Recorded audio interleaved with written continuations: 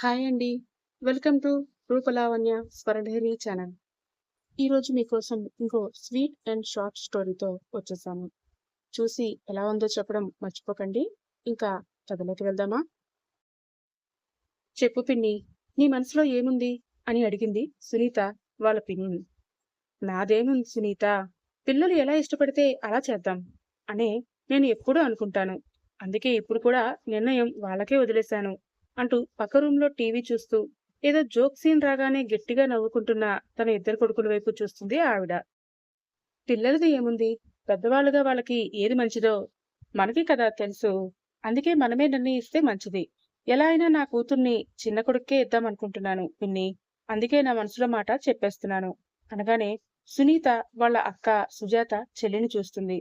కారణం సుజాత, సునీత ఇద్దరు సొంత అక్క చెల్లెళ్ళు. ఇద్దరికీ ఒక్కొక్క కూతుళ్ళు, కీర్తి, శిల్ప.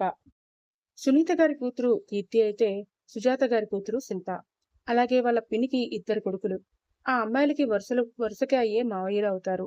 కాబట్టి బయట సంబంధం ఇవ్వడం ఇష్టం లేక ఇంట్లోనే సొంత పిన్ని కొడుకులకే, అంటే వాళ్ళ తమ్ముళ్ళకే ఇచ్చుకుంటే కూతుర్లు కూడా కళ్ళ ముందే సంతోషంగా ఉంటారని, వాళ్ళ బంధాలు కూడా కలుస్తాయని వాళ్ళు అనుకున్నారు. అందుకే ఇప్పుడు కూర్చోబెట్టి పెళ్లి మాటలు జరుగుతున్నాయి. రమాదేవి గారికి ఇద్దరు కొడుకులు. పెద్దవాడి పేరు సంతోష్, చిన్నవాడి పేరు మహేష్. సంతోష్ 6 అడుగుల పొడుగు ఉండి చామన ఛాయతో మోస్తరుగా ఉంటాడు. ఇంటర్తో అనుకోకుండా చదువును ఆపేసి ఊరిలో వాళ్ళకి పొలం ఉంటే ఆ పొలంలోనే వ్యవసాయం చేసుకుంటూ సంతోషంగా ఉంటాడు. చిన్నవాడు మాత్రం తను చదువుకుంటాను అంటూ సిటీకి వెళ్లి పెద్ద చదువులు చదువుకొని ఇప్పుడు పోలీస్ అయి ఎస్ఐ అవుతాడు.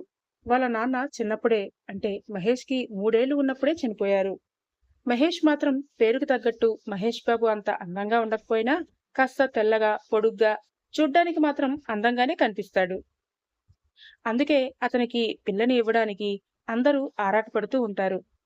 కారణం, చూడ్డానికి అందగాడు, తెలిసిన పిల్లాడు, గవర్నమెంట్ జాబ్, ఎస్ఐగా చేస్తున్నాడు, చదువుకున్నవాడు, సిటీలో ఉంటాడు, పిల్లని బాగా చూసుకుంటాడు. అక్కడైతే అమ్మాయి సుఖపడుతుంది అనేది అందరి ఆడపిల్లల ఉద్దేశం. ఇంట్లోనే తమ్ముడు సంబంధం ఉండగా కూతుర్ని బయటికి ఇవ్వడానికి ఇష్టపడదు సునీత. కానీ వాళ్ళ అక్క సుజాతి గారి మనసు చాలా మంచిది. ఆవిడికి అలాంటి భేషజాలాలు లేవు. కూతురు శిల్పని తమ్ముళ్లలో ఎవరికైనా ఇచ్చి కళ్ళ ముందే ఉంటే సంతోషంగా చూసుకోవాలని ఆవిడ కోరిక. అందుకే ఇప్పుడు చెల్లెలు అలా అనేసరికి ఆవిడని చూస్తారు. నాకు మనసులో దాచుకోవడం రాదు. ఏదైనా మొహం మీదే చెప్పేస్తాను. నీలా మనసులో ఒకటి పెట్టుకొని బయటికి మాట్లాడే రకం కాదు అంటూ కావాలనే తప్పంతా సొంత అక్క మీదే పడేస్తుంది సునీత. సునీత గారికి భర్త లేరు, చనిపోయారు. ఉన్న ఒక కూతురు కీర్తిని డిగ్రీ వరకు చదివించింది. కట్నాలు ఎక్కువ ఇచ్చి కూతురికి పెళ్లి చేసే స్తోమత కూడా లేదని ఆవిడ అభిప్రాయం. ఎలా అయినా తమ్ముడికి, అందులోనే గవర్నమెంట్ జాబ్ కాబట్టి చిన్నవాడికి ఇచ్చి చేయాలన్నది ఆవిడ కోరిక. కానీ వాళ్ళ అక్క సుజాత కూడా తనలాగే ఆలోచిస్తూ మహేష్కే ఆవిడ కూతుర్ని కూడా శిల్పని అడుగుతుందేమో. అసలే కీర్తి కన్నా శిల్ప చాలా అందంగా, హీరోయిన్లా కనిపిస్తుంది. కాబట్టి మహేష్ కూడా శిల్పనే చేసుకుంటా అంటాడేమో అనే ఆవిడ భయం. అందుకే ముందే చిన్నవాడికి కీర్తిని ఇవ్వాలి అనుకుంటున్నా అని ముందే చెప్పేస్తుంది. దానితో వాళ్ళ అక్క సుజాత గారు చిన్నగా నవ్వేస్తూ, దాందేముంది సునీత, పిన్ని చెప్పింది కదా, పిల్లలు ఎలా ఇష్టపడితే అలాగే చేద్దామని. కాకపోతే అని అనగానే అందరూ మళ్ళీ ఆవిడ్నే చూస్తారు. ఏంటమ్మా, నీ మనసులో ఏముందో చెప్పు అంటారు రమాదేవి. అదే వాళ్ళిద్దరు పిన్ని, అలాగే సంతోష్, మహేష్ల వాళ్ళమ్మ. పిన్ని, పెద్ద పిల్లలకి ఇంట్లో ఇంకో పెద్దవాళ్ళని ఇచ్చి పెళ్లి చేయకూడదని అంటారు కదా. అందుకే ఆలోచిస్తున్నాను. మీ ఇంటికి పెద్ద సంతోష్, నా ఇంటికి ఒకతే కూతురు శిల్ప. మరి అలా చెయ్యొచ్చంటావా అని అడిగేసరికి నిజమే అంటూ రమాదేవి గారు కూడా ఆలోచనలో పడుతుంటే, ఎక్కడ మళ్ళీ తన కూతురికి చిన్నవాడితో సంబంధం తప్పిపోతుందేమో, ఆ పెద్దవాడికి ఇచ్చి పెళ్లి చేస్తే ఊర్లోనే పొలం పనులు చేసుకుంటూ తన కూతురు కూడా ఉండిపోవాల్సి వస్తుందేమో అన్న భయంతో సునీత గారు, వీళ్ళు ఏమైనా సొంత అక్క చెల్లెళ్ళా? అక్క చెల్లెళ్ళ కూతుళ్ళు, వరుసకి అక్క చెల్లెళ్ళు అయినంత మాత్రాన అలా చేయాలని లేదు. నీకున్నది ఒక్కతే కూతురు, అప్పుడు అదే చిన్నది అదే పెద్దది అవుతుంది కదా అంటూ కావాలని కాస్త కోపంగా గట్టిగా అడిగేసరికి రమాదేవి, సుజాత ఒకరి మొహాలు ఒకరు చూసుకుని చిన్నగా నవ్వుకొని, సరే అలాగే చేద్దాం, ముందు వాళ్ళని కూర్చోబెట్టి అడుగుదాం అంటూ వాళ్ళ నలుగురిని పిలిపిస్తారు. అప్పటి వరకు హాల్లో టీవీలో వచ్చే సినిమా చూస్తూ కూర్చున్న వాళ్ళ నలుగురు పెద్దవాళ్ళ దగ్గరికి వస్తారు. సుజాత గారి భర్త ఊర్లోనే చిన్న షాప్ పెట్టుకుని బిజినెస్ చేస్తూ ఉంటారు. ప్రెజెంట్ ఆయన రాకపోయినా శిల్ప వాళ్ళమ్మ అంటే సుజాత గారే వీళ్ళ పెళ్లి సంబంధం తన సొంత పిన్ని కొడుకు అంటే ఆవిడికి తమ్ముడు వరుస అయ్యేవాడితో మాట్లాడటానికి వచ్చారు. అమ్మా, పిలిచావా అంటూ వచ్చి సంతోష్ అడగడంతో అవును నాన్న, కూర్చో అంటూ వాళ్ళ నలుగురిని కూడా వాళ్ళ దగ్గరే కూర్చోబెట్టుకుని వాళ్ళ మనసులో ఉన్న మాటల్ని చెప్తారు.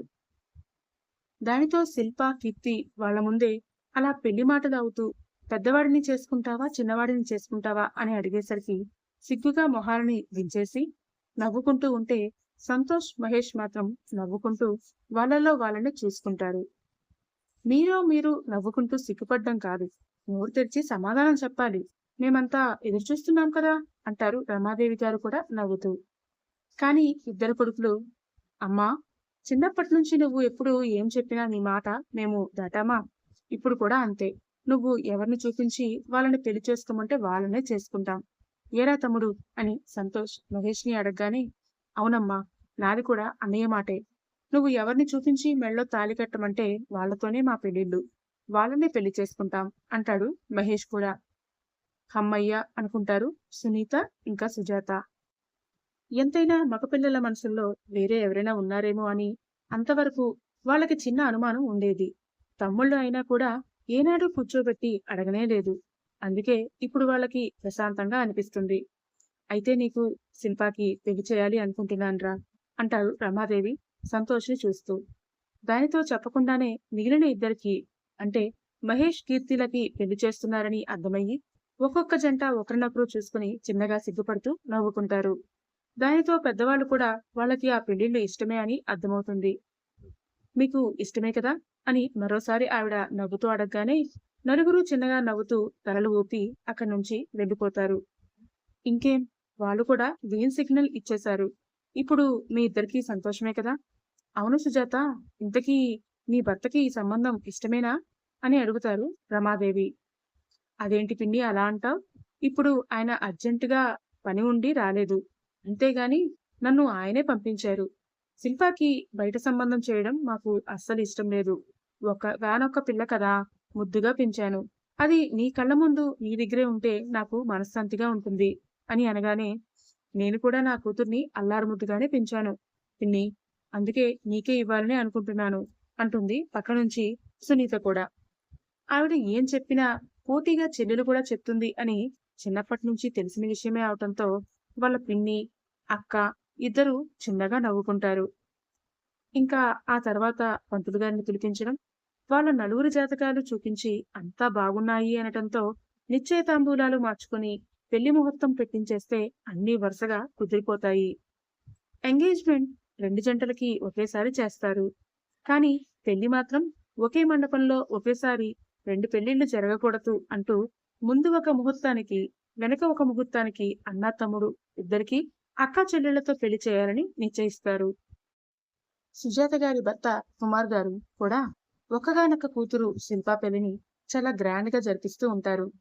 భర్త లేడు అన్న సాకుతో ఆస్తి డబ్బులు ఉన్నా కూడా అవేవి బయటికి తీయకుండా పెళ్లి ఖర్చు మొత్తం వాళ్ళ అక్కా బావలతో పెట్టిస్తూ తన కూతురి పెళ్లి కూడా అదే మండపంలో 1 గంట తేడా ముహూర్తంలో జరిపించేస్తూ ఉంటుంది సునీత.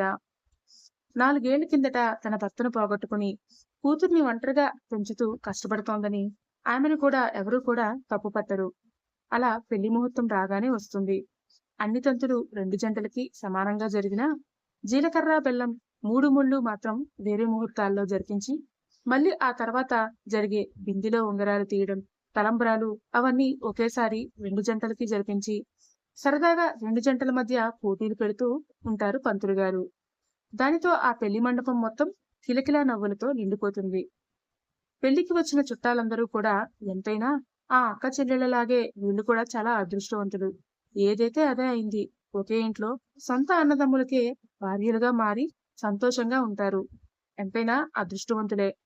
చిన్నదైతే మరీను గవర్నమెంట్ జాబ్ ఉన్నవాణ్ణి చేసుకుంటోంది. పైగా సంతోష్ కంటే మహేష్ చాలా అందగాడు, తెలివైనవాడు, చదువుకున్నవాడు అంటూ మాట్లాడుకోవడం ఆ మాటలన్నీ కొద్దిగా సుజాత గారి చెవిలో పడుతూనే ఉంటాయి. ఉన్న ఇద్దరి తమ్ముళ్లలోనే మళ్ళీ భేదాలు ఎంచుతుంటే ఆవిడ చిన్నగా నవ్వుకుంటూ అక్కడి నుంచి వెళ్ళిపోతారే తప్ప తన కూతుర్ని కేవలం ఇంటర్తోనే ఆపేసి ఊర్లోనే తన పొలంలో వ్యవసాయం పనులు చేసుకుంటున్న సంతోష్కి ఇచ్చాను అని ఆమె ఏమాత్రం బాధపడరు. ఎందుకంటే తన తమ్ముడి మీద, పిన్ని మీద ఆవిడకి చాలా నమ్మకం. పెళ్లి అయ్యాక శిల్ప తన పిన్ని రమాదేవితో, సంతోష్‌తో ఊర్లోనే ఉంటే, తన చెల్లెలి కూతురు కీర్తి మాత్రం తన భర్త మహేష్‌తో దగ్గరలో ఉన్న సిటీకి షిఫ్ట్ అయిపోతారని ఆవిడకి బాగా తెలుసు. ఎందుకంటే మహేష్‌కి తన జాబ్ సిటీలోనే ఉంటుంది కాబట్టి. సునీత ఉద్దేశం కూడా అదే. అందుకే కావాలని పట్టుబట్టి మరీ తన కూతుర్ని మహేష్‌కి ఇచ్చింది. పల్లెటూరులోనే తన కూతురు ఉండి కష్టపడకూడదు అన్నది ఆవిడ ఉద్దేశం. అదే సిటీలో అయితే అన్ని ఫెసిలిటీస్ ఉంటాయి. పెద్ద ఇల్లు, కావాలంటే పని మనిషిని కూడా పెట్టించుకోవచ్చు. సరదాగా అన్ని తిరిగి ఎంజాయ్ చేయొచ్చు అనేది ఆవిడ ఉద్దేశం. అన్నిటికంటే మించి గవర్నమెంట్ జాబ్ కాబట్టి ఆ వచ్చే శాలరీ అంతా ఆమె కూతురు మాత్రమే అనుభవించాలి. తన కూతురు కాపురం నిలబెట్టుకోవాలి. ఊర్లోనే ఉంటే ఎక్కడ అదంతా తీసుకొచ్చి పెద్దవాడి చేతిలో పోయాల్సి వస్తుందో అన్న భయంలో కూడా ఉంది ఆమె. అందుకే పెళ్లికి ముందే కీర్తి బుర్రని తినడం మొదలుపెట్టింది సునీత. ఇదిగో కీర్తి, మా మహేష్ గాడు చాలా నెమ్మదస్తుడు. ఆ సంతోష్ గాడు ఊర్లోనే మట్టి పీసుకుంటూ మొరటగా తయారయ్యాడు. కానీ చిన్నవాడు అలా కాదు. అందుకే వాడితోనే నీ పెళ్లిని జరిపిస్తున్నాను. పెళ్లి అన్నప్పటి నుంచి నీ గ్రిప్‌లో పెట్టుకోవడం అలవాటు చేసుకో. ఇంతవరకు రోజూ సిటీకి అప్ అండ్ డౌన్ చేసేవాడు ఊరు నుంచి. కానీ ఇకపైన అలా కుదరదని చెప్పేయి. సిటీలో వేరే కాపురం పెట్టించు. నువ్వు నీ మొగుడుతో సంతోషంగా ఉండాలి. అంతేగాని ఇక్కడే ఊర్లోనే ఉండి వాళ్ళందరికీ నువ్వు చాకిరీ చేయడానికి కాదు నీకు పెళ్లి చేసేది. అర్థమవుతోందా? అంటూ చెబుతుంటే మెల్లిమెల్లిగా కీర్తి బ్రెయిన్ కూడా అలాగే అంటూ మారిపోతూ ఉంటుంది.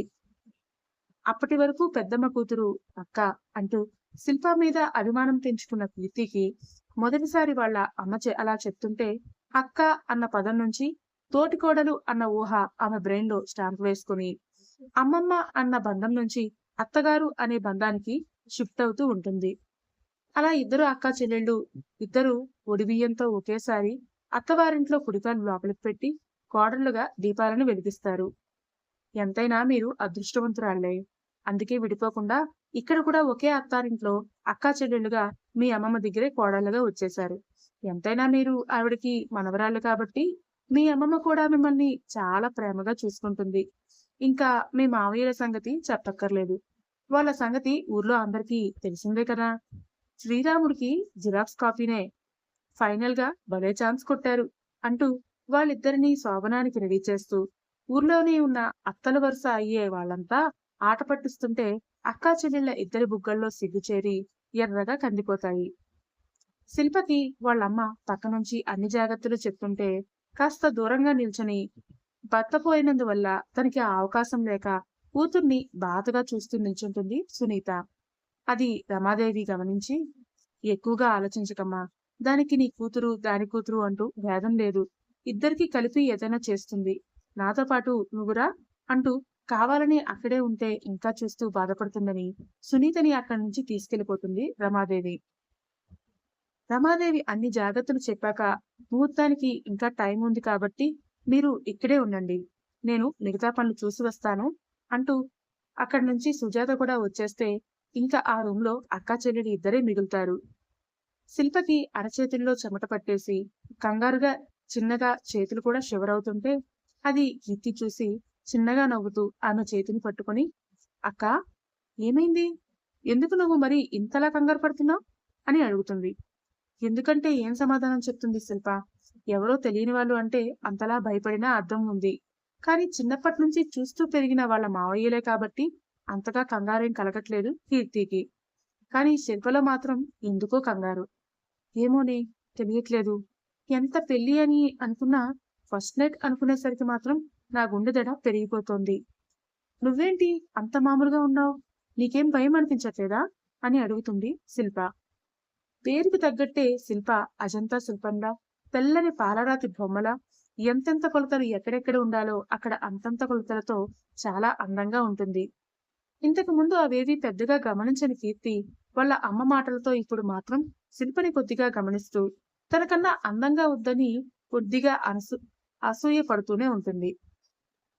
కంగారా, నాకెందుకక్క, మావయ్య గురించి నాకంతా తెలుసుగా అంటూ సిగ్గుపడుతూ కళ్ళని కిందకి దించి చెప్తుంటే శిల్పా కళ్ళు మాత్రం ఆశ్చర్యంతో పెద్దవవుతాయి. ఏంటి, ఏమంటున్నావు అంటూ అడిగేసరికి, అవునక్క, నాకు చిన్నమావయ్య గురించి అంతా తెలుసు. తను చాలా మంచివాడు. మా మధ్య ఏం జరిగినా ఇద్దరికీ అండర్స్టాండింగ్ ఉంటుందని నాకు నమ్మకం ఉంది. పైగా బాగా చదువుకున్నాడు. సిటీలో ఉంటాడు. నాగరికత తెలిసినవాడు. తనకి ఏం చేయాలో బాగా తెలుసు. నన్ను చాలా సెన్సిటివ్‌గా చూసుకుంటాడు. కానీ ఎందుకో పెద్ద మావయ్యని చూస్తేనే నాకు కంగారుగా అనిపిస్తూ ఉంటుంది. చూడ్డానికి చాలా మొరటుగా ఉంటాడు. నీతో కూడా అలా మొరటుగానే ప్రవర్తిస్తే ఏమైపోతావో! అసలే నువ్వు చాలా సుకుమారంగా ఉంటావు. చూసుకో మరి నువ్వే అంటూ చెప్పేసరికి శిల్పలో ఇంకాస్త భయం పెరిగిపోతుంది. కానీ శిల్ప ఇంకా ఏదో అడిగేలోపే, "రేండమ్మా, ఇంకా మాటలు కట్టిపెట్టండి. ముహూర్తానికి టైమవుతోంది. మళ్ళీ మించిపోతే బాగోదు" అంటూ సుజాత ఇద్దరు కూతుళ్ళని తీసుకుని బయటికి తీసుకొచ్చి ఇద్దరి చేతుల్లో చెరో పాల గ్లాస్ పెట్టి వాళ్ళ వాళ్ళ రూమ్స్ దగ్గరికి తీసుకెళ్తుంది. అప్పటికే చెప్పాల్సిన జాగ్రత్తలన్నీ చెప్పడంతో సిగ్గుపడుతూనే భయంతో ఇద్దరూ ఆ గదుల్లోకి అడుగులు పెడతారు. అప్పటికే మహేష్, సంతోష్ ఎవరి గదిలో వాళ్ళు ఉండగా తలుపుల్ని దగ్గరికి వేసి గడియ కూడా పెట్టుకోమని చెప్పి సుజాత అక్కడి నుంచి వచ్చేస్తుంది. ఇంట్లో అంతమందిలో వాళ్ళకి ఆ కార్యం అలా జరుగుతుంటే అందరికీ ఎంబారసింగ్ గానే ఉంటుంది. కానీ జరిగే తంతుల్లో ఇది కూడా ఒక పద్ధతి అని సర్దుకుపోవడం తప్ప ఎవరూ ఏం చేయలేరు కదా. ముందుగా మహేష్ కీర్తి రూంలో ఏం జరుగుతోందో చూద్దాం. కీర్తి డోర్ క్లోజ్ చేసి లాక్ చేశాక తల పైకెత్తి ఒకసారి రూమ్ అంతా చూస్తుంది. బాల్కనీలో ఎవరితోనో ఫోన్ మాట్లాడుతూ కనిపిస్తాడు మహేష్.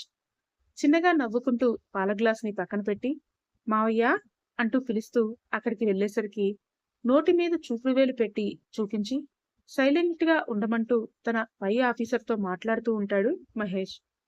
సీరియస్ మ్యాటర్ అని అర్థమైనా కూడా కావాలనే ఏడిపించడానికి వెళ్ళి పక్కనే నించుని అతనికి చెక్కిలి గింతలు పెడుతూ ఉంటుంది కీర్తి. ఆమె చేతిని ఒక చేత్తో పట్టుకుని ఇంకో చేత్తో ఫోన్ మాట్లాడుతూ ఉంటాడు మహేష్. ఆ వెంటనే ఫోన్ మాట్లాడడం అవగానే ఆమెని ఒక్కసారిగా అతని మీదకి లాక్కుని, ఏంటే, ఇందాకటి నుంచి చూస్తున్నాను, తెగ అల్లరి చేస్తున్నావు. నీ అల్లరిని ఇప్పుడు నేనెలా ఆపుతానో చూస్తావా అంటూ చిన్నగా కన్ను కొట్టి ఆమెని అమాంతం అతని భుజం పైన వేసుకుని బెడ్రూంలోకి ఎత్తుకుపోతాడు. అయ్యో మావయ్య, నేను సరదాగా చేశాను. ప్లీజ్ కిందకి దించు అంటూ కాళ్ళు రెండు ఆడిస్తూ చేతులతో అతని భుజం పైన కొడుతూనే పిలుస్తూ ఉంటుంది కీర్తి. ఈ రోజు నువ్వు ఎంత అరిచినా ఆగేదే లేదు. అలాగే నీ అరుపులు ఎంతలా వినిపిస్తే బయట కూడా మన గురించి అంత టాక్ ఉంటుంది. సో బాగా ఆలోచించుకుని అరువు అనగానే ఒక్కసారిగా ఆమె నోరు మూతపడుతుంది. ఆమెని బెడ్ పైకి విసిరినట్టే వేసి అతను కూడా దూకుతూ ఆమె పైకి చేరిపోతాడు. ఆమె రెండు చేతుల్ని అతని చేతుల వేళ్లతో లాక్ చేసి కళ్ళలోకి చూస్తుంటే అప్పటికే గుండె వేగం పెరిగి ఆమె ఎత్తైన ఎదసంపద పైకి కిందకి ఊగుతూ కనిపిస్తూ అతనికి మరింత కనువిందు చేస్తుంది. ఇన్ని రోజులు కష్టంగా ఆగాను. ఇప్పుడు నాకు చిక్కావే. ఇప్పుడు చూపించు నీ అల్లరి అంటూ ఆమె పెదాలని అతని పెదాలతో మోసేస్తాడు. ఇక్కడ ఇంకో జంట సంతోష్ అలాగే శిల్ప దగ్గర ఏమవుతుందో చూద్దాం. గదిలోకి అడుగుపెట్టిన శిల్ప సిగ్గుగా అనిపిస్తూ భయంతో గుండె వేగం పెరుగుతున్నా మెల్లిగా అదుపు చేసుకుంటూ తల కొద్దిగా పైకెత్తి చూస్తుంది. అక్కడే చైర్లో కూర్చుని ఏదో బుక్ చదువుతూ కనిపిస్తాడు తన మావయ్య సంతోష్. ఒక్కసారిగా ఆమె కనుబొమ్మలు ముడిపడతాయి. ఆశ్చర్యంగా చూస్తూ అతని వైపే అడుగులు వేస్తుంది. ఆమె వేస్తున్న అడుగుల సవ్వడితో పాటు మువ్వల సవ్వడి కూడా జోడయ్యి అతని చెవిలో శ్రావ్యంగా వినిపిస్తుంటే బుక్ ని మూసి తలెత్తి పైకి చూస్తాడు. శిల్ప చాలా అందంగా తెల్ల చీరలో మల్లెపూలు పెట్టుకుని రతీదేవిలా అతని వైపే అలా స్లో మోషన్ లో బెరుకుగా నడుస్తూ వస్తుంటే సంతోష్ గొంతులో గుటకలు పడతాయి. బుక్ ని పక్కన పెట్టి అప్రయత్నంగానే లేచి నిల్చుంటూ ఆమె వైపే అడుగులు వేస్తుంటే శిల్పలో ఇంకాస్త కంగారు ఎక్కువవుతుంది. రా శిల్ప అంటూ ఆమెని మెల్లిగా పిలిచి చేతిలో ఉన్న పాల గ్లాస్ అందుకుని పక్కనే పెడతాడు. ఆమె చేతిని పట్టుకోగానే ఒక్కసారిగా శిల్ప చెవుల్లో కాసేపు ముందు కీర్తి చెప్పిన మాటలే గుర్తొస్తాయి. చిన్న మావయ్యకి అన్నీ తెలుసు కాబట్టి ఓకే. కానీ పెద్ద మావయ్యకి అలా కాదు. ఒట్టి మొరటువాడు. కనీసం నాకు తెలిసినంత వరకు పెళ్ళాన్ని ఎలా దగ్గరికి తీసుకోవాలో కూడా తెలీదు అనుకుంటా. నువ్వే మావయ్యకి అవన్నీ నేర్పాలేమో. సినిమాలు కూడా ఎక్కువగా చూడడు కదా! అందుకే ప్రేమంటే కూడా తెలీదు. జంతువులా మీద పడితే నువ్వు అయిపోయినట్టే. నువ్వు చూస్తే నాలాగే బోలెడన్ని ఆశలతో ఉన్నావు. మరి ఏమవుతుందో అంటూ చెప్పడం, దానికి తగ్గట్టే సంతోష్ కూడా తనతో ఒక్క మాట కూడా మాట్లాడకుండా అలా చేతిని పట్టుకుని బెడ్ వైపు తీసుకెళ్లిపోవడం శిల్పాకి ఈసారి వేగంతో కొట్టుకుంటున్న ఆమె గుండె ఊడి చేతిలోకి పడుతుందేమో అన్నంత భయంగా అనిపిస్తూ ఉంటుంది. కనీసం ఆమె మొహంలోకి కూడా సంతోష్ చూడకపోవడం శిల్పకి నిరాశగా అనిపిస్తుంది. ఒకవేళ అలా చూసి ఉంటే ఆమె కళ్ళల్లో కనిపిస్తున్న కంగారు, మొహంలో బెదురు కాస్తైనా తెలిసి ఏమైంది అని అడిగితే తన మనసులో ఉన్న మాటలు సంతోష్తో చెప్పాలి అన్నదే ఆమె అభిప్రాయం. ఇద్దరూ బెడ్ పైన కూర్చున్న వెంటనే పాల గ్లాస్ మళ్ళీ అందుకుని ఆమె నోటి దగ్గరికి తీసుకొస్తాడు సంతోష్. ఏమవుతుందో అని కిందకే చూస్తూ చీర కొంగు నలిపేస్తున్న శిల్ప ఆశ్చర్యంగా అతన్ని ఆ పాల గ్లాస్ ని మార్చి మార్చి చూస్తుంటే సంతోష్ మాత్రం చిన్నగా నవ్వుతూ, ఏమైంది అలా చూస్తున్నావు? నీకు పాలు ఇష్టమే కదా, సగం తాగి ఇవ్వు అంటాడు. అది కాదు మావయ్య, ముందు నువ్వు తాగాలి అంట, అమ్మ చెప్పింది. ఎప్పుడూ చనువుగా మాట్లాడేసే శిల్పకి ఇప్పుడు ఎందుకో అతనితో మాట్లాడాలి అంటుంటేనే నాలుక కూడా తడబడుతూ ఉంటుంది. దానికి సంతోష్ చిన్నగా నవ్వుతూ, నాకు అలాంటి పట్టింపులేమీ లేవు. కాకపోతే ఈ పాలు ముందు నువ్వు తాగి నాకు ఇస్తే ఇంకాస్త స్వీట్‌గా మారుతాయేమో చెక్ చేద్దామని అనేసరికి ఈసారి శిల్పలో భయం కొద్దిగా తగ్గి అతని మాటలతో చిన్నగా నవ్వు వస్తుంది. అబ్బా! అవన్నీ ఉత్తుత్తు మాటలే మావయ్య. ముందు నువ్వు తాగు ప్లీజ్ అంటూ గ్లాస్‌ని అతని ముందుకే తోస్తే సంతోష్ మాత్రం ఆ గ్లాస్‌ని అందుకొని ఈసారి పూర్తిగా శిల్ప పెదాల దగ్గరికి తీసుకొస్తాడు. ఇష్టంగా తన మావయ్య మొదటిసారి తనకి పాలను తాగిస్తుంటే వద్దని చెప్పలేక కొంచెం తాగి అతని వైపు చూస్తుంది. ఈసారి సంతోష్ కూడా కొద్దిగా పాలను తాగి ఆమెకి మళ్ళీ తాగిస్తాడు. అలా ఆ గ్లాసులో ఉన్న పాలని ఇద్దరూ పంచుకుంటే ఆ కాసేపట్లోనే ఎందుకో శిల్పలో కొద్దిగా భయం తగ్గుతుంది. గ్లాస్ పక్కన పెట్టి ఆమెకి ఇంకాస్త దగ్గరగా జరిగి ఆమె చేతిని చుట్టుకొని భుజంపై తలవాలుస్తాడు సంతోష్. ఇప్పుడు మనం పాలని పంచుకున్నట్టే మన జీవితాన్ని కూడా ఇకపై పంచుకోవాలి. కానీ అది ఇప్పుడే, ఈ రోజే అని ఏం లేదు కదా! మనం కొద్దిగా టైం తీసుకుందాం. ఇన్నాళ్ళు నువ్వు నాకు మేనకోడలుగా మాత్రమే తెలుసు. అలాగే చూశాను. నువ్వు కూడా నన్ను మావయ్యగానే చూశావు. కానీ ఇక పైన నువ్వు నాకు భార్యవి. నేను నీకు భర్తని. మన మధ్య ఆ రకమైన ప్రేమ మొదలయ్యి, ఒకరిని విరిచి ఒకరు ఉండలేము. ఒకరితో ఒకరు పూర్తిగా కలిసిపోవాలి అనే ఫీలింగ్ మనకి వచ్చేంత వరకు ఎదురుచూద్దాం. అలా అని ఈ విషయాలేవి వేరే వాళ్ళతో చెప్పాల్సిన అవసరం లేదు. ఇవి పూర్తిగా మన పర్సనల్. అర్థమవుతోందా నేనేం చెప్తున్నానో? అంటూ ఆమె చేతిలో అతని చేతివేళ్లతో సహా పెనవేసి గట్టిగా నొక్కి అడుగుతుంటే శిల్పా మొహంలో చిరునవ్వు వస్తుంది. నిజం చెప్పాలంటే అతను ఆమెని ఇప్పుడు దగ్గరికి తీసుకున్నా తను నో చెప్పేది కాదు. ఎందుకంటే అతను ఎవరో పరాయివాడు కాదు. ఆమె చిన్నప్పట్నుంచి చూస్తూ పెరిగిన తన మావయ్యనే. అయినా కూడా ఎందుకో బిడియం, సిగ్గు ఆమెని ఆపేస్తుంటే ఈ రోజు వాటి ప్లేస్‌లో కొద్దిగా భయం కూడా చేరుతుంది. కానీ ఇప్పుడు వాళ్ళ మావయ్య చెప్పిన మాటలకి మనసులో ఉన్న కంగారంతా పోతుంది. ఎందుకో ఆ మాటలన్నీ నిజమే అనిపిస్తాయి. థాంక్ యూ మావయ్య. నన్ను ఇంత తొందరగా అర్థం చేసుకుంటావని అస్సలనుకోలేదు అంటూ ఈసారి ఆమె కూడా చేతిని బిగించి అతని తలపై ఆమె తలని వాలుస్తుంది. నువ్వు బుక్స్ చదువుతావా మావయ్య అని అడిగితే, అవును. నాకు చదవడం అంటే చాలా ఇష్టం. ఇంటర్ వరకు నేనే క్లాస్ ఫస్ట్ వచ్చేవాడిని. ఫైనల్ ఎగ్జామ్స్‌లో కూడా కాలేజీ ఫస్ట్ నేనే. కానీ ఆ తర్వాత అమ్మ ఆరోగ్యం బాగోలేదు. నాన్న కూడా లేరు కదా! అందుకే ఇంక నా స్టడీస్‌ని ఆపేశాను. నేను కూడా చదువుకుంటే అమ్మకి ఇంకెవరుంటారు తోడు? తమ్ముడు ఇంకా చిన్నవాడు కాబట్టి వాడిని చదివించేశాను. అందుకే ఆ ఇష్టాన్ని వదులుకోలేక ఇలా బుక్స్ చదువుతూ ఉంటాను అంటుంటే, మరి డిగ్రీ కట్టొచ్చు కదా మావయ్య! ఎందుకు ఖాళీగా ఉండడం అంటుంది. నిజమే. ఇప్పటి వరకు నాకు ఈ ఆలోచనే రాలేదు. ఇకపైన నువ్వు వచ్చావు కదా! నాకు తోడుగా ఉంటే ఏదైనా చేస్తాను అంటూ ఆ రాత్రి చాలా సేపటి వరకు ఇద్దరూ బెడ్ రెస్ట్‌కి ఆనుకొని కూర్చుని మాట్లాడుకుని తెలియకుండానే అలా ఒకరి భుజంపై ఒకరు తలపెట్టుకుని నిద్రపోతారు. నెక్స్ట్ డే మార్నింగ్ 5 అవుతుంటే సుజాత వచ్చి ఇద్దరి గదుల తలుపుల్ని మెల్లిగా తడుతుంది. ముందు రోజే వాళ్ళని అలా ఆ రోజు తొందరగా లేపుతామని చెప్పడంతో కీర్తి, శిల్ప ఇద్దరు డోర్స్ ఓపెన్ చేసి మెల్లిగా బయటికి వస్తారు. ఇద్దరి కళ్ళు ఎర్రగా ఉండి నిద్రమబ్బు విడకుండా ఒకలాంటి కాంతితో వెలుగుతుంటే తృప్తిగా కూతుళ్ళిద్దరిని చూసి, రండమ్మా, స్నానం చేసి దేవుడికి దీపం పెట్టాలి అంటూ తీసుకెళ్తుంది. ఇద్దరికీ స్నానాలు చేయించి దేవుడి దగ్గర దీపాలు వెలిగించాక పాయసం చేయించి అందరికీ పంచిపెడతారు. ఆ రోజు సాయంత్రం మళ్ళీ ఇద్దరు అక్కా చెల్లెళ్ళు మాట్లాడుకుంటూ వాళ్ళ ఇంటి మొదట్లోనే ఉన్న మల్లె మొక్క దగ్గర మొగ్గలని ఏరి వాళ్ళ కోసమే వాళ్లే మాల కట్టుకుంటూ కబుర్లు చెప్పుకుంటూ ఉంటారు. అక్కా, ఇంతకీ నిన్న రాత్రి ఏమైందో నాకు నువ్విప్పటివరకు చెప్పనేలేదు అని అల్లరిగా అడుగుతుంది కీర్తి. ఒసేయ్, అవన్నీ పర్సనల్స్. నీవి నేను అడిగానా? నువ్వు కూడా నన్ను అడక్కు అంటూ సిగ్గుపడుతూనే మొగ్గలు మాల కడుతుంటే, ఊరుకో అక్క, వేరే వాళ్ళ దగ్గర అయితే పర్సనల్, నీకు నాకు ఏంటి? పోనీ నేను చెప్పనా చిన్నమావయ్య ఏం చేశాడో అంటూ శిల్ప వద్దే బాబు అంటున్నా కూడా తనని ఏమేం చేశాడో చెప్తూ సిగ్గుపడుతూ ఉంటుంది కీర్తి. కాని శిల్ప మాత్రం తమ మధ్యలో ఏమీ జరగలేదని, టైం తీసుకున్నామని మాత్రం చెప్పదు. ఎందుకంటే నిజంగానే అది వాళ్ళ పర్సనల్ స్పేస్ గా భావిస్తూ ఉంటుంది శిల్ప. అలా ఇంకో 4 రోజులు గడిచాక జాబ్లో జాయిన్ అవ్వాలని మహేష్ ఇంట్లో వాళ్ళతో చెప్పడంతో, ఇంకెందుకు, పనిలో పనిగా సిటీలో కాపురం పెట్టించేస్తే అయిపోతుంది అంటుంది సునీత.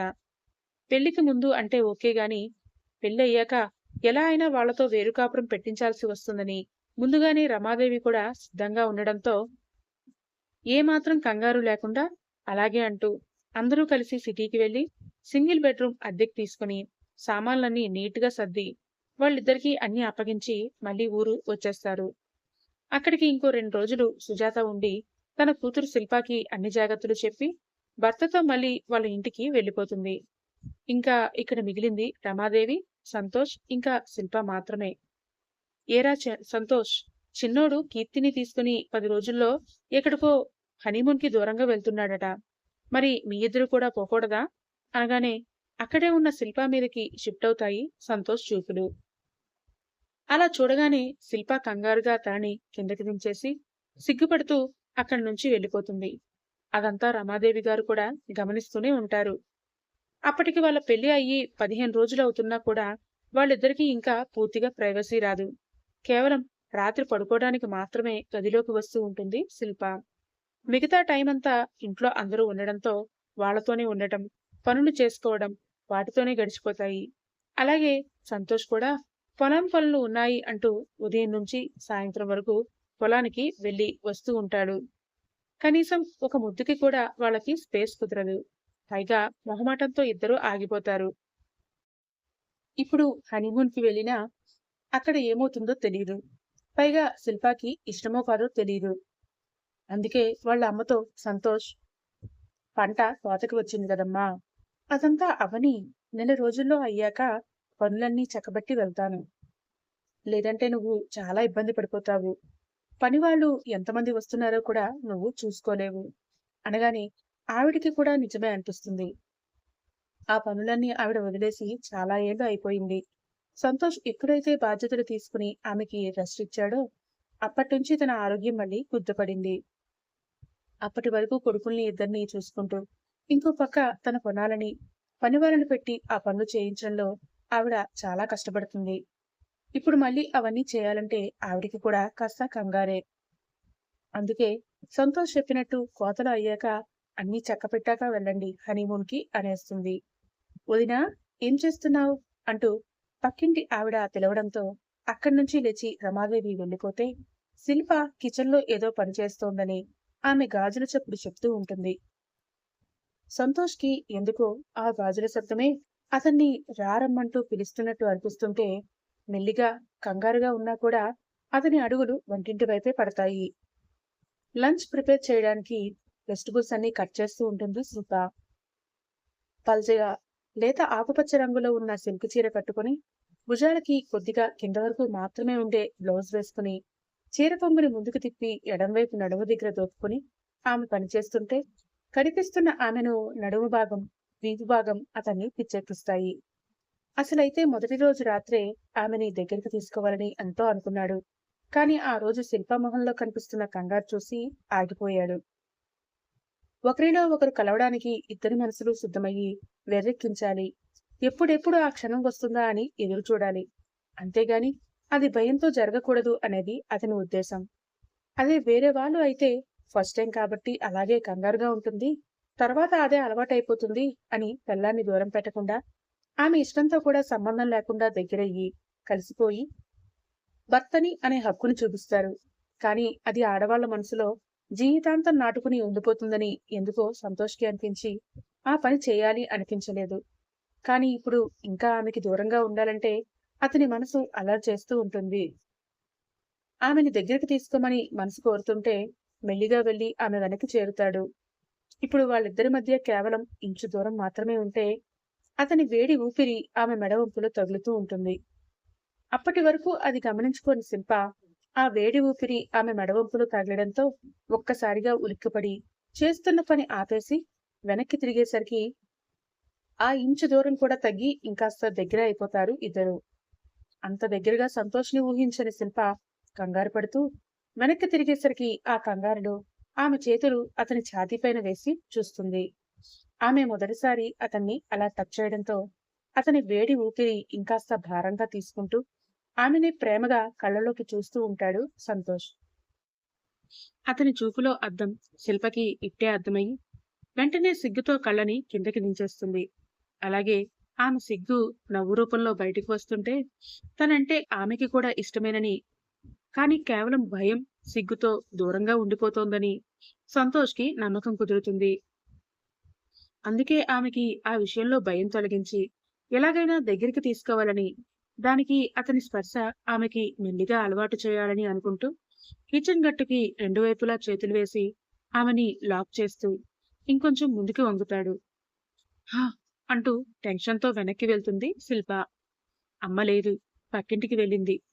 ఆమె చెవి దగ్గరకి వచ్చి గుసగుసగా చెప్తాడు సంతోష్. అని చిన్నగా అంటుంది శిల్ప. కొంచెం మంచినీళ్ళిస్తావా అంటూ అతను అడిగేసరికి ఉలిక్కిపడి అలాగే మావయ్య అంటూ పక్కకు తిరిగి అక్కడే ఉన్న స్టీల్ బిందెలోంచి వాటా తీయడానికి గ్లాస్ తీస్తుంది. కాని అక్కడికి వెళ్లాలంటే అతని చెయ్యి అడ్డుగా ఉంటుంది. ఎలా వెళ్లాలో తెలియక గ్లాస్ ని గట్టిగా రెండు చేతులతో పట్టి నలిపేస్తుంటే దాహంగా ఉంది అంటాడు మళ్ళీ. అక్కడి నుంచి చేతిని తీసే ఉద్దేశం అతనికి లేదని ఆమెకి అర్థమవుతుంటే సిగ్గుగా అనిపిస్తున్నా కూడా ముందుకు వంగి బిందెలో నుంచి నీళ్లు తీసి అతనికి అందిస్తుంది. ఆ వంగటంలో ఆమె పరువాలు అతని చేతిని హత్తుకుంటే ఇద్దరి శరీరాల్లో ఒక్కసారిగా కరెంట్ పాస్ అవుతుంది. ఆమె చేతిలో ఉన్న గ్లాస్ నీళ్లు తీసుకుని ఆమెను చూస్తూ ఒక్కొక్క గూటగా మింగుతుంటే శిల్పాకి ఒళ్లంతా వేడిగా అయిపోతూ ఉంటుంది. చల్లటి గాలి చుట్టూ వేస్తున్నా కూడా ఆమె నుదుటిన చెమట పడుతుంటే సంతోష్ మనసులో ఆనందం. దీనికోసమే కదా అతను ఎదురు చూసేది. ఇలాంటి చిన్న చిన్న రొమాన్స్ చేస్తూ రొమాంటిక్ పనుల వల్లే ఆమెలో ఉన్న భయాన్ని పోగొట్టి తనంతట తానే అతని దగ్గరికి వచ్చేలా చేసుకోవాలి అన్నదే అతని ప్లాన్. గ్లాస్ మళ్ళీ ఆమెకి అందిస్తూ థ్యాంక్ యూ అంటూ ఆమె బుగ్గపైన అంటీ అంటనట్టు అతని పెదాలు తాకించి అక్కడి నుంచి నడుచుకుంటూ వెళ్ళిపోతాడు సంతోష్. కానీ ఇక్కడ శిల్ప ఆమె గుండె వేగంతో కొట్టుకుంటూ మొహంలో సిగ్గుతో కూడిన ఆనందం. ఆ తర్వాత వంట ఎలా చేసిందో ఆమెకే తెలియదు. అన్నీ కంగారుతో కిందకు పడేయడం, చేతులు చిన్నగా వణకటం ఆమెకే తెలుస్తూనే ఉంటుంది. ఏమైంది నాకు? మావయ్య ఉంటే అంత దగ్గరగా వస్తే అసలు నాకు ఏమవుతోంది అని తనని తానే ప్రశ్నించుకుంటూ ఉంటుంది శిల్ప. గదిలో తనకి పని ఉన్నా కూడా అక్కడ సంతోష్ ఉన్నాడని కావాలని అక్కడికి వెళ్ళలేక అవస్థలు పడుతూ ఉంటుంది. కాని సంతోష్ ఒప్పుతాడా? అందుకే బయట నుంచి కావాలని గట్టిగా శిల్పా, నా బుక్ ఇక్కడ పెట్టాను చూసావా అంటూ పిలుస్తూ అడుగుతాడు. అది అతని కబోర్డ్లోనే ఆమె ఉదయం సర్దింది. అది అతను ఆల్రెడీ చూసేశాడు. అయినా కూడా కావాలని ఆమెని రూంలోకి రప్పించుకోవడానికి ఇప్పుడు పిలిచి అడుగుతున్నాడు. దానితో ఇంక తప్పించుకోలేక గట్టిగా కళ్లను మూసి ఓసారి నవ్వుకుని సిగ్గుతోనే ఆ రూం వైపు అడుగులు వేస్తుంది శిల్ప. అతను ఆమెను చూస్తున్నాడు అని తెలుస్తున్నా కూడా ఐమూలగా అతన్ని చూస్తూ అరి పాదాలకి కూడా చెమటలు పడుతుంటే అలాగే నడుస్తూ కబోర్డ్ వైపు వెళ్లి ఓపెన్ చేసి బుక్ తీసి మళ్ళీ వెనక్కి తిరిగేసరికి ఇంచు దూరంలో ఆమెకి అతుక్కునేలా నిల్చుని కనిపిస్తాడు సంతోష్. కనీసం అతను ఎప్పుడు వచ్చాడో కూడా ఆమెకి అసలు తెలియనే తెలియదు. క్షణంలో ఆమె వెనక్కి వచ్చేస్తాడు సంతోష్. మావయ్య అంటుంది అలాగే మళ్ళీ గుండెదడ పెరిగిపోతుంటే. ఓ, ఇక్కడే పెట్టావా? నేను చూడనే లేదే అంటూ ఆమె చేతిలో బుక్ తీసుకుని ఇంకో చేత్తో కబోర్డ్ డోర్ కి చేతిని వేసి లాక్ చేసినట్టు ఆమెని కొంటిగా చూస్తూ నిల్చుంటాడు. ఎంతసేపైనా సంతోష్ వెనక్కి జరగకపోతుంటే శిల్ప అక్కడి నుంచి ఎలా వెళ్లాలో అర్థం కాక బిత్తిరి చూపులతో చూస్తూ ఉంటుంది. మెల్లిగా అతని మెడని ఎడమ వైపుకి వంచి ముందుకు తెస్తుంటే ఆమె కళ్ళు ఆశ్చర్యంతో పెద్దవవుతాయి. కాని అతని వైపు మాత్రం చూడదు. సంతోష్ మాత్రం మెల్లిగా అలాగే ముందుకు వంగి ఆమె కుడివైపు మెడవంపులో అతని మొహాన్ని నిలిపి తడిపెదవుల్ని అద్దుతాడు. దాంతో చీరని రెండు చేతుల పిడికిళ్లతో పట్టి బిగించేసి బొమ్మలా బిగుసుకుపోతుంది శిల్ప. గుర్తిచ్చినందుకు మళ్ళీ థ్యాంక్స్ అంటూ చప్పున ఆమె నుంచి వెనక్కి జరిగి మళ్ళీ చైర్ దగ్గరికి వెళ్లిపోయి అసలు ఏమీ జరగనట్టే బుక్ ఓపెన్ చేసి చదువుకుంటూ ఉంటే శిల్పకి సిగ్గుతో మొహం అంతా ఎర్రగా అయిపోతుంది. పరిగెత్తుకుంటూ మళ్ళీ కిచెన్లోకి వెళ్లిపోతే ఆమె అవస్థను చూసి తనలో తనే నవ్వుకుంటూ ఉంటాడు సంతోష్. నైట్ డిన్నర్ కూడా అయ్యాక ఆ గదిలోకి వెళ్ళాలి అంటే శిల్పకి సిగ్గు బిడియం ఎక్కువైపోతాయి. అలా అని వెళ్లకుండా ఉండలేదు. ఇప్పుడు ఇంట్లో అసలే ఎవరూ లేరు. రమాదేవికి తొందరగా పడుకునే అలవాటు ఉండడంతో 7 గంటలకి తినేసి ఆవిడ రూంలోకి వెళ్లిపోయింది. వీళ్ల భోజనాలు కూడా అయ్యాయి. రోజు సంతోష్కి నైట్ పడుకునే ముందు పాలు తాగే అలవాటు ఉండడంతో గ్లాస్తో పాలను పట్టుకుని కిచెన్ అంతా సర్ది లైట్స్ అన్ని ఆఫ్ చేసి మెయిన్ డోర్ కూడా లాక్ చేసి రూంలోకి వెళ్తుంది శిల్ప. మళ్ళీ మధ్యాహ్నంలాగే బుక్ పట్టుకుని చదువుతూ కనిపిస్తాడు సంతోష్. వాళ్ళ పెళ్లి అయినప్పటి నుంచి రోజు తను వచ్చేటప్పటికి సంతోష్ అలాగే బుక్స్ చదువుతూ కనిపిస్తాడు. కాని ఈరోజు ఆమెలో కొత్తగా సిగ్గు కంగారు కూడా మళ్లీ వస్తాయి. కాని శోభనం రాత్రి వచ్చినంత కంగారైతే కాదు. రోజులాగే పాలని సంతోష్ చదువుతున్న చైర్కి పక్కనే పెట్టి టేబుల్ పైన పెట్టి మావయ్య పాలిక్కడ పెట్టాను అంటూ చెప్పి బెడ్ పై తన ప్లేస్కి వెళ్లి పడుకుంటూ ఉంటే రోజు కాసేపు అయ్యాక ఆమె నిద్రపోయింది అని తెలిసాకే ఆ పాలను తాగి బుక్ పక్కన పెట్టి లైట్ ఆఫ్ చేసి వచ్చి పడుకునే సంతోష్ ఈ రోజు మాత్రం ఆమె బెడ్ పై చేరబడిన వెంటనే పాలను తాగేసి బుక్ మూసి లైట్ ఆఫ్ చేసి పక్కకు వచ్చేస్తాడు. అటువైపు తిరిగి పడుకున్న శిల్పకి మళ్ళీ గుండె ఎగిసిపడుతూ ఉంటుంది. ఆమె ఇంకా పడుకోలేదని అతనికి కూడా బాగా తెలుసు. ఏ ఆచ్ఛాదన లేని ఆమె వీపు భాగం కనిపిస్తుంటే మెల్లిగా ఆమె వైపు జరుగుతాడు. సూత్రాలు ఇంకా మార్చక అతను కట్టిన పసుపు తాడే ఆమె మెడలో ఇంకా మెరుస్తూ కనిపిస్తుంటే ఎందుకో అక్కడ ముద్దు పెట్టాలి అనిపిస్తుంది సంతోష్కి. అందుకే ఇంకాస్త ముందుకు జరిగి ఆమె జడని కొద్దిగా పక్కకు జరిపి ఆ పచ్చని పసుపు తాడుపై అతని పెదాలు నిలుపుతాడు. శిల్పకి ఒళ్లంతా జల్లుమంటుంటే గట్టిగా కళ్ళని మూసుకుంటుంది. ఆమె భుజం పట్టి అతని వైపు తిప్పుకుంటుంటే అలాగే కళ్ళని మూసుకుని చిన్నగా సిగ్గుపడుతూ నవ్వుతూ అతని వైపు తిరుగుతుంది శిల్ప. ఇన్నాళ్ళు అయితే ఎలాగో గడిచినా ఇప్పుడు ఖచ్చితంగా ఆమెని దగ్గరికి తీసుకుంటాడు అని ఫిక్స్ అయిపోయిన శిల్ప కూడా ఆమె మనసుకి సమాధానపరుచుకుంటూ తనని తానే వాళ్ళిద్దరి మధ్య జరగబోయేదానికి సిద్ధం చేసుకుంటూ ఉంటుంది. అతను ఆమెని ఇంకాస్త దగ్గరికి తీసుకుంటాడు, కౌగులించుకుంటాడు, ముద్దుల వర్షం కురికిస్తాడు అంటూ ఎదురు చూస్తున్న ఆమెకి ఎంతసేపటికి అతని స్పర్శ లేకపోవడంతో కనుబొమ్మలు చిట్లిస్తూ మెల్లిగా కళ్ళు తెరిచి చూస్తుంది. ఆమెకి చాలా దగ్గరగా ఉండి ఆమె కళ్ళలోకి చూస్తూ చిలిపిగా నవ్వుతూ కనిపిస్తాడు సంతోష్. దానితో మరింతగా సిగ్గుపడుతూ కళ్ళని కిందకి దించేస్తుంది శిల్ప. ఈ రోజు నువ్వు చేసిన సేమియా పాయసం చాలా స్వీట్గా ఉంది తెలుసా? అతని మాట చాలా గమ్మత్తుగా వినిపిస్తుంటే ఆ టైంలో అలా చెప్తుంటే ఎంతగా తోస్తున్నా కూడా నవ్వుతూ చూసి థ్యాంక్ యూ మావయ్య అంటుంది మెల్లిగా. అదేంటి థ్యాంక్ యూ అలా చెప్తున్నావు అంటాడు ఆమె నడుము పైన మెల్లిగా చేతిని వేసి ఇంకాస్త దగ్గరికి లాక్కుంటూ.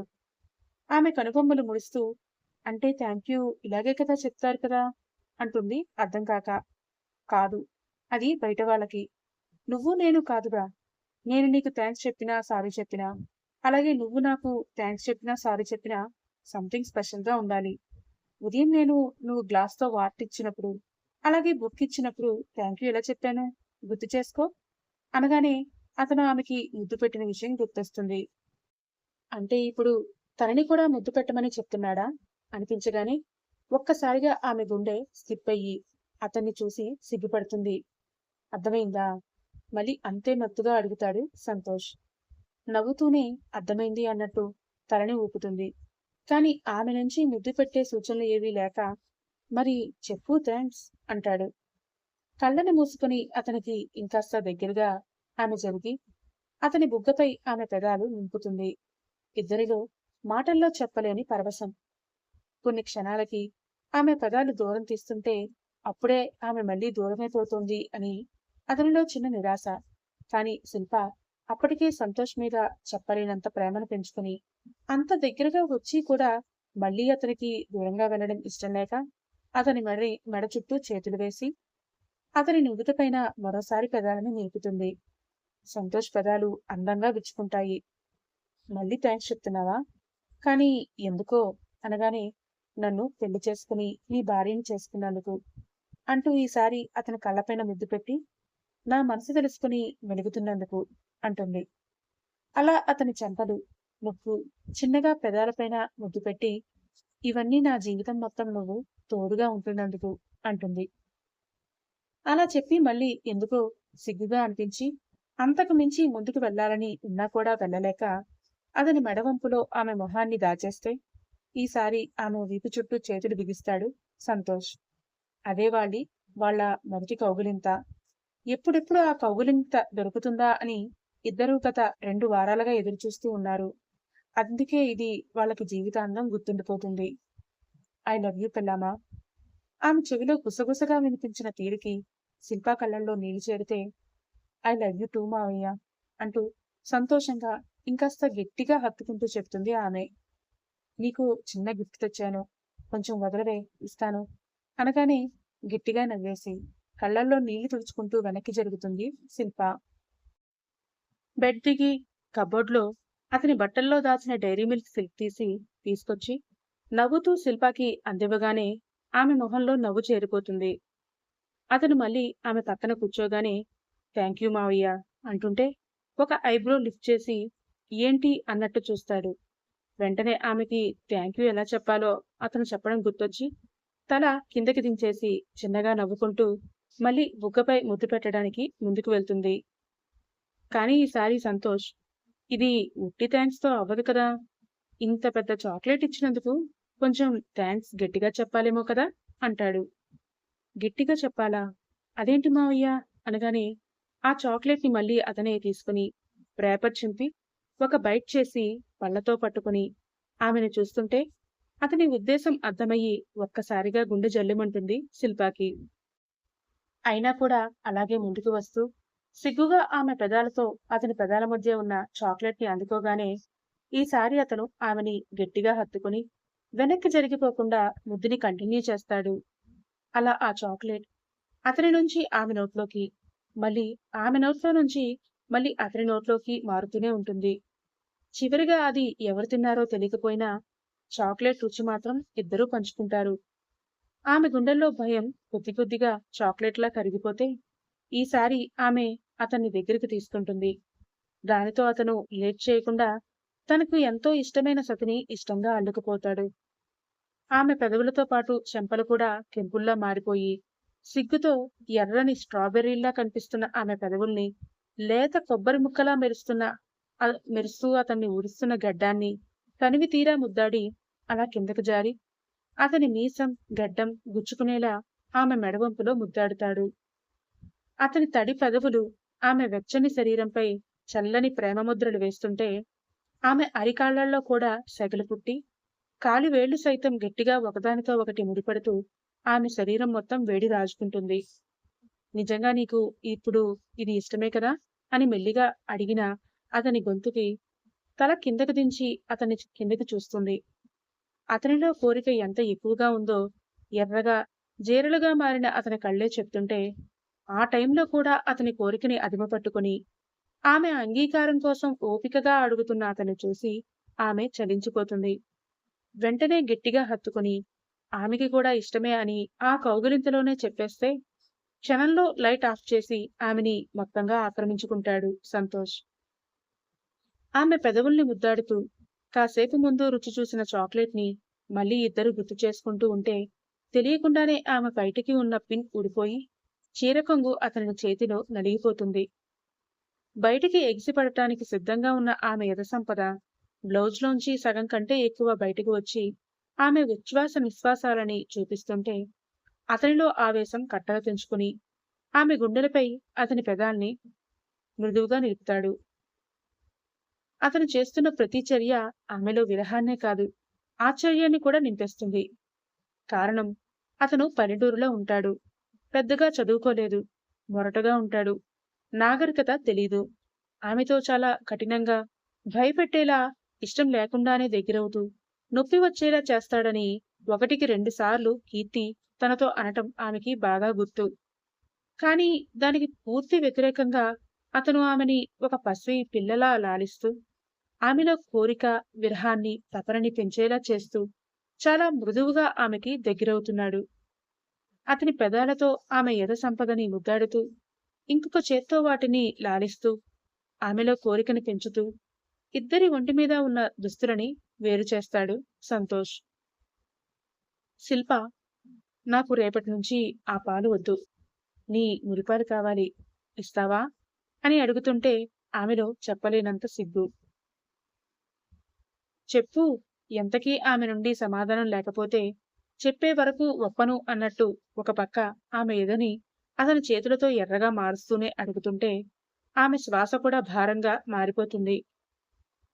అలాగే మావయ్య అంటుంది అతి కష్టంగా శిల్ప. నిజమే కదా, రోజు ఇవ్వాలి, ఒక్కరోజు ఇవ్వకపోయినా ఊరుకోను, నేనే నీ ఫస్ట్ బేబీని అంటుంటే అతని తలని ఇంకాస్త గట్టిగా ఆమె గుండెలకి హత్తుకుంటుంది. అతను చేస్తున్న ప్రతి పని ఆమెని వేరే లోకానికి తీసుకెళ్తూ ఉంటుంది. ఆమె ఎదకొనల్ని అతని నాలుకతో రాస్తూ పళ్లతో చిన్నగా కొరుకుతుంటే శిల్ప చేస్తున్న మోకింగ్ సౌండ్స్ అతన్ని ఇంకాస్త ఎక్కువగా రెచ్చగొడుతూ ఉంటాయి. అలా ఇంకాస్త కిందకి జారి తేనెలూరుతున్న ఆమె నాభిని అతని నాలుకతో లోతులు కొలుస్తూ చిన్న చిరుపంటి ఘాట్లు ఆమె నడుము వంపుల్లో కానుకగా ఇస్తూ ఆమె ప్రతి అణువుని, ప్రతి వంపు సంపుల్ని అతనికి పరిచయం చేసుకుంటూ ఉంటాడు అతను. పూర్తిగా ఆమె అతనికి అనువుగా మారి భయాన్ని మొత్తం ఇష్టంగా, కోరికగా మార్చుకుంది, అన్నిటికీ సిద్ధంగా ఉంది అని తెలుసుకున్నాకే ఆమెలోకి మెల్లిగా ప్రవేశిస్తాడు అతను.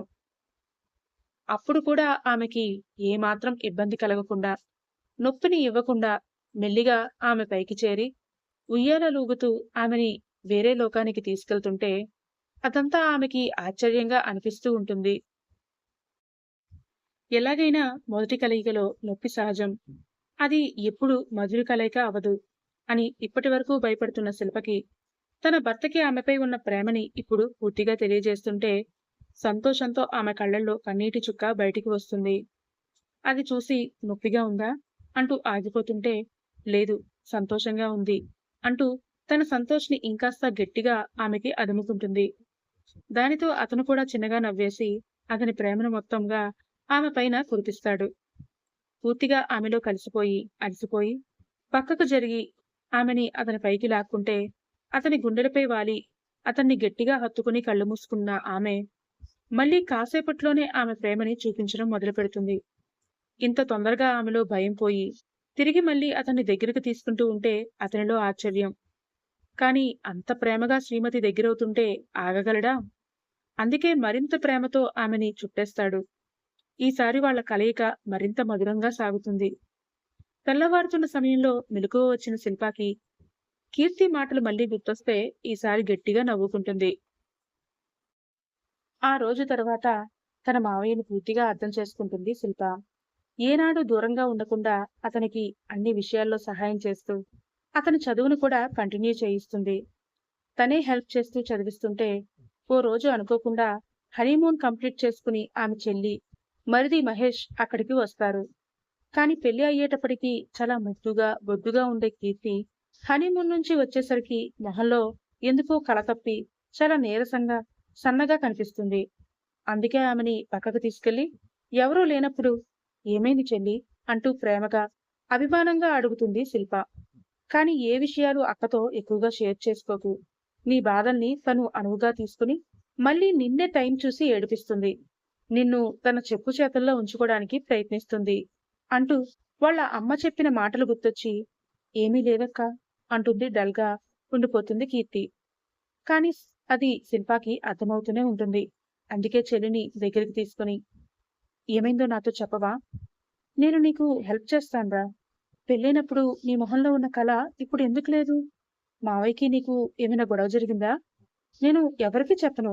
ప్రామిస్ అంటూ మృదువుగా అడిగేసరికి కాసేపు అయ్యేసరికి గట్టిగా ఏడుస్తూ అక్కని హత్తుకుంటుంది కీర్తి. ముందు కంగారు పడిపోతుంది శిల్ప. ఏమైంది అని అడిగితే నాకు మావయ్యకి ఏమీ గొడవ కాలేదు అక్క. కానీ నా మొదటి రాత్రి నీతో చెప్పిందంతా అబద్ధం అనగానే ఆశ్చర్యంగా చూస్తుంది శిల్ప. ఏమంటున్నావే అనగానే ఆ రోజు రాత్రి ఏం జరిగిందో ఏడుస్తూ చెప్తుంది కీర్తి. చాలా రోజుల నుంచి ఆగాను. ఇప్పుడు అస్సలు ఆగను. నీ అల్లరిని ఎలా ఆపుతానో చూస్తుండు అంటూనే ఆమె పెదాలని అందుకుని గాఢంగా ముద్దు పెడుతూ ఉంటాడు మహేష్. తనకి కూడా అలా రొమాంటిక్ గా ఉండే హస్బెండ్ కావాలనే కీర్తి మనసులో కోరుకుంది. తన మనసులో కోరుకున్నట్టే ఇప్పుడు తన మావయ్య కూడా అలా సరదాగా ఆమెని రొమాంటిక్ గా హత్తుకుంటూ అడ్డుకుపోతుంటే తనకన్నా అదృష్టవంతురాలు లేదు అని అనుకునేలోపే ఆమె దురదృష్టం బయటకు వస్తుంది. కారణం మహేష్‌కి కోరికలు చాలా ఎక్కువ. కనీసం తన భార్యతో ఎలా ఉండాలో కూడా అతనికి తెలీదు. అతని కోరిక చల్లారే వరకు ఆమెని ఎంత నొప్పి అంటున్నా కూడా విడిచిపెట్టకుండా అనుభవిస్తూనే ఉంటాడు. అతని ఇష్టం వచ్చినట్టు ఆమె ఒళ్ళంతా కొరుకుతూ, నొప్పి ఉంది అన్నా కూడా భరించు, అలవాటవు చేసుకో అని అంటూ కనీసం ఆమెని కొంచెం కూడా అర్థం చేసుకోడు. ఒకసారి తన కోరిక తీరాక కనీసం ఆమెని పట్టించుకోకుండా ఇంకోవైపు తిరిగి పడుకుంటాడు. హనీమూన్ అని చెప్పి తీసుకెళ్లినా కనీసం బయటికి ఎక్కడికి తీసుకెళ్లకుండా ఆమె ఒళ్లంతా కొరికి అతని వాంఛ తీర్చుకుంటాడు. మెడపైన, ఆమె ఎదపైన అతను కొరికిన పంటిగాట్లు చాలా డీప్ గా ఉండడం, ఎర్రగా మచ్చలు కట్టి కనిపిస్తుంటే అవన్నీ చూపిస్తుంది కీర్తి. ఒక్కొక్కరిలో ఒక్కొక్కలా కోరికలు ఉంటాయి. కానీ అవతలి వారికి నొప్పి కలిగించకుండా ఉండేవరకే ఏవైనా. అంతవరకు కరెక్టే కానీ అవతలి వాళ్ళకి ఇబ్బందిగా ఉన్నప్పుడు మాత్రం ఖచ్చితంగా పార్ట్నర్స్ అది అర్థం చేసుకోవాలి. శిల్ప వెంటనే కీర్తిని ఉరుకోబెట్టి ఆ దెబ్బలకి ఒంటికి మందు రాసి, నువ్వు ఆ రోజు అన్నావు కదా, పెద్ద మావయ్యకి చదువు లేదు, పల్లెటూరువాడు, వ్యవసాయం చేసుకునేవాడు, మొరటగా ఉంటాడు, ప్రేమ కనీసం చూపించడం ఎలాగో కూడా అతనికి తెలీదు అని. కానీ అదంతా మీ అపోహ మాత్రమే చెల్లి. పెద్ద మావయ్య నాతో ఎంత బాగుంటాడో తెలుసా? అంతా నాకు ఇష్టప్రకారమే చేస్తాడు. నాకు ఏ ఇబ్బంది లేకుండా అంతా నాకు ఇష్టమైనట్టే. అలా అని ఏమీ లేకుండా కాదు. కానీ ఆయనకి అన్నీ తెలుసు. పెద్ద మావయ్య మొరటగా కనిపించే సుకుమారుడు. తన ప్రేమ కూడా మొరట ప్రేమ. చూడ్డానికి మొరటుగా ఉన్నంత మాత్రాన వాళ్ళ మనసు కూడా మొరటుగా ఉంటుంది అనుకోవడం మన భ్రమ. అలాగే చూడటానికి చాలా అందంగా, డీసెంట్‌గా, పద్ధతిగా ఉన్నవాళ్ళు బెడ్‌రూమ్‌లో పెళ్ళాంతో కూడా అలాగే ఉంటారు అనుకోవడం కూడా మన అమాయకత్వమే అవుతుంది. నా మాట విని నేను చెప్పినట్టు చెయ్యు. చిన్న మావయ్యలో ఖచ్చితంగా మార్పు వస్తుంది అంటూ చిన్న చిన్న చిట్కాలు అన్నీ చెప్తుంది చెల్లికి శిల్ప. నిజంగా చిన్న మావయ్యలో మార్పు వస్తుంది అంటావా అక్క? అంటూ ఆశగా అడుగుతుంది కీర్తి. నేను చెప్పినట్టు చెయ్యు. ఖచ్చితంగా మారుతాడు అంటూనే చెప్పగా 2 రోజులు ఉండి మళ్ళీ సిటీలో ఉన్న వాళ్ళ ఇంటికి వెళ్ళిపోతారు. తర్వాత రోజు నుంచి వాళ్ళ అక్క చెప్పినట్టే చేస్తూ ఉంటుంది కీర్తి. ఉదయాన్నే లేచిన వెంటనే తన మావయ్యకి గుడ్ మార్నింగ్ చెప్తూ నుదుటిపైన మృదువుగా, ప్రేమగా, సున్నితంగా ఒక ముద్దు పెట్టి మెల్లిగా హగ్ చేసుకుని పలకరించడం, కాఫీని ఇద్దరూ షేర్ చేసుకోవడం, ఆమె చేసే ప్రతి పనిలో అతన్ని పిలిచి ఇన్వాల్వ్ చేయడం, ఇంట్లో అతను ఉన్నంతసేపు అతనితోనే టైం స్పెండ్ చేయడం, ఆమె మనసులో ఉన్న ప్రతి మాట అతనితో షేర్ చేసుకోవడం, నైట్ వర్క్ నుంచి రాగానే ముందుగా అతనికి వేడి నీళ్లు పెట్టి స్నానం చేయమనడం, అన్నీ సేమ్ వాళ్ళ అక్క శిల్ప చెప్పినట్టే చేస్తుంది కీర్తి.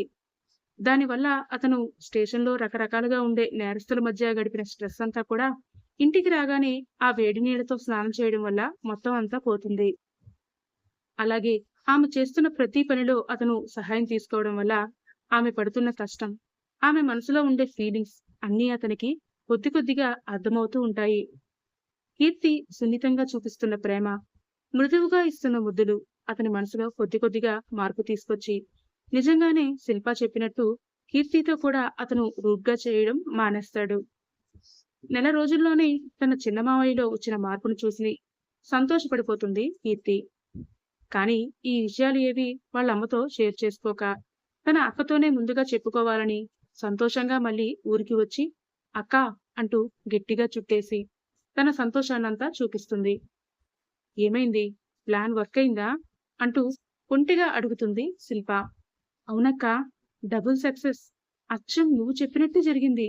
మావయ్యలో మార్పు వచ్చింది. ఇప్పుడు నాతో చాలా సున్నితంగా ఉంటున్నాడు తెలుసా? అనగానే నేను ముందే గెస్ చేశాను. అందుకే అలా చెప్పాను అంటుంది శిల్ప. కానీ ఎలా అక్కా? అనగానే ఏముంది, తను పర్సనల్‌గా పోలీస్‌గా చేస్తున్నాడు. అక్కడ రోజు స్టేషన్‌లో ఎంతో మంది నేరస్తులను చూసి అతని గుండె తెలియకుండానే పాషాణంగా మారిపోతోంది. వాళ్ళతో చాలా రూడ్‌గా ఉండి ఉండి ఇంటికి వచ్చాక కూడా అలాగే ఉంటున్నాడు. మనం అది అర్థం చేసుకుని అందులో నుంచి అతన్ని బయటికి తీసుకురావాలి. ఇల్లు, ప్రేమించేవాళ్ళు వేరు, అలాగే అతను ఉద్యోగం వేరు అని అతనికి తెలిసేలా తేడా తెస్తే చాలు. ఇంకేమీ అవసరం లేదు. అందుకే నేను నీతో అలా చేయమని చెప్పాను. అనగానే వాళ్ళ అక్కని, అలాగే ఊర్లో ఉండే పెద్ద మావయ్యని తాను ఎంతగా తప్పుగా అర్థం చేసుకుంటుంది కీర్తి. ఆ రోజు నుంచి అక్కా చెల్లెలిద్దరూ తోడికోడళ్ళలా కాకుండా సొంత అక్కా చెల్లెళ్ళలాగే కలిసిమెలిసి ఉంటారు. అలాగే ఆ 2 జంటలు ఎప్పుడూ చాలా సంతోషంగా ఉంటారు. సెలవులు వస్తే ఎక్కడికైనా వెళ్దాం అనుకునే కీర్తి ఇప్పుడు మాత్రం తన అక్కతో టైం స్పెండ్ చేయడానికి ఇష్టపడుతుంది. అలా కొన్ని రోజులకే టౌన్‌లో ఇల్లు వద్దు అంటూ మళ్ళీ ఊరికే వచ్చేసి అందరూ ఒకే దగ్గర కలిసి ఉంటారు. అలా వాళ్ళ జీవితంలో ఎప్పుడూ సంతోషాలు వెల్లివిరియాలని మనం కూడా కోరుకుందామా? సమాప్తం. ఈ కథ మీకు నచ్చిందనే అనుకుంటున్నాను ఫ్రెండ్స్. నచ్చితే కామెంట్స్‌లో ఖచ్చితంగా చెప్పండి. నేను ఇంకా ఇలాంటి మంచి కథలు రాయడానికి మీ కామెంట్స్ నాకు చాలా ఉపయోగపడతాయి. మళ్ళీ కలుద్దాం. Thank you. మీ రూపలావణ్య.